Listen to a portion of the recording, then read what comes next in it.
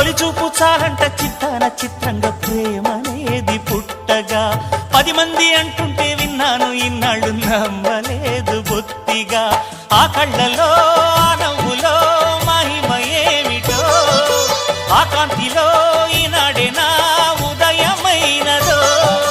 మదిసీమలో ఇన్ని మరుమల్లే గంధాలు మునుపెన్నడు లేని మృదువైన గానాలు మొదటి బలపు కథలు తెలుపు గేయమై తీయగా స్వరములు పాడగా